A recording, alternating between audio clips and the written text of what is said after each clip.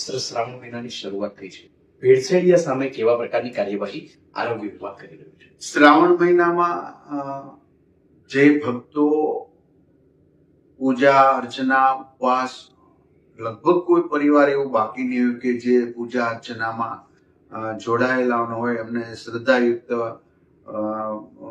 પૂજા ન કરતા હોય, બધા જ પરિવારો બધા જ આમાં આવી જાય છે. ત્યારે માનો કે ફરાળી લોટ હોય, એમાં બીજો અન્ય લોટ ભેળવીને વેચવું, એ હલકી માનસિકતા દર્શાવતા આ વેપારીઓ પણ આવું ક્યારે કરતા, બધા જ નથી કરતા, પરંતુ આપણે ચોક્કસ અને સ્ટાન્ડર્ડ લોકો સાથે જ આવી ખાવાની વસ્તુ લેવી જોઈએ. બીજી વાત, પૂજાના જેટલા ઘી આવે છે એના ઉપર લેબલ માર્યું છે પૂજા માટેનું ઘી.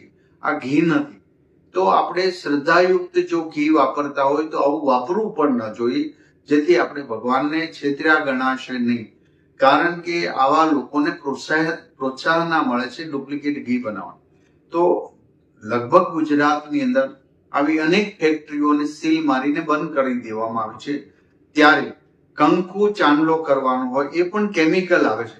તો આપણે શુદ્ધ કંકુ મંદિરો જ્યાં મળે છે ત્યાંથીનો જ એનો ઉપયોગ કરવો જોઈએ, જેથી કરીને કેમિકલ કંકુનો ઉપયોગ ન થાય. આ રીતે દરેક પ્રકારે લોકોએ પણ જાગૃતતા કરવી જોશે. જે મીડિયાઓ આજે અમારા હેલ્થ વિભાગને જાગૃતતા લાવવા માટે તમામ મીડિયાઓ જે સક્રિય ભૂમિકા ભજવી રહ્યા છે, એ લોકોના આરોગ્ય માટે ખૂબ સારું કામગીરી કરી રહ્યા છે. ત્યારે આવો સૌ સાથે મળીએ. સસ્તું જેટલું લેવા જશું એટલો જ આપણે બીમારી વધુ કરે. કારણ કે સ્ટાન્ડર્ડ ડેરીઓ જેટલી છે, સહકારી ક્ષેત્રની જેટલી ડેરીઓ છે, એના પ્રોડક્ટનું ઘી થી જો ઓછા પૈસા ઘી મળતું હોય તો ક્યારેય ન લેવું. એનાથી દૂધના ઓછા પૈસાથી દૂધ મળતું તો દૂધ ક્યારેય ન લેવું જોઈએ.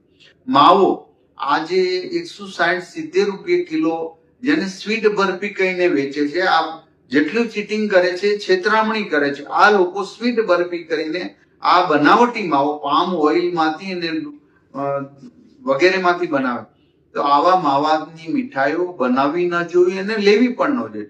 અમારી ટીમ સતત ને સતત ટનબદ્ધ માવાઓ, પનીર, ચીઝ, બટર અને દૂધ પકડે જ છે, પરંતુ સામે લોકોનો પણ એટલો જ અમને રિસ્પોન્સ મળશે.